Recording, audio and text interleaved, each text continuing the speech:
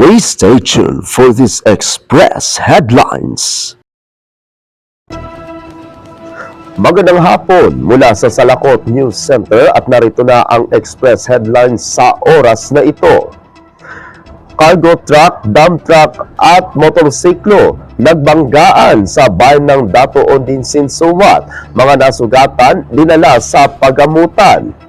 Nagresponde agad ang Municipal Disaster Risk Reduction and Management Office o MDRMO ng Dato Odinsin, Suwat sa isang vehicular accident na naganap sa Barangay Baka sa bayan ng Dato Odinsin, Suwat sa lalawigan ng Maguindanao del Norte kaninang umaga. Sangkot sa pangyayari ang cargo truck, dump truck at motorsiklo. Dahil sa banggaan, tumagilid ang dump truck habang nagkalat sa kalsada ang kargang mga itlog mula sa cargo truck. Agad na nagsagawa ng scene assessment ng MDRMO at dinala ang mga nasugatan sa pinakamalapit na pagamutan upang mabigyan ng karagdagang lunas.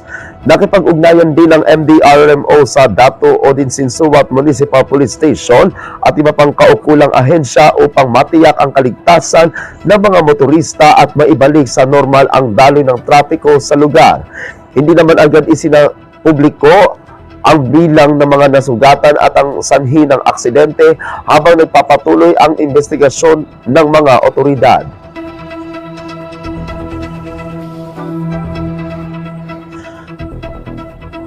Abangan ang iba pang mga balita mamayang alas 9:30 ng gabi sa Philippine Headlines. Ako si Apolinario 30 Dignadice Valencia at ito ang Salakot Online Broadcasting Network.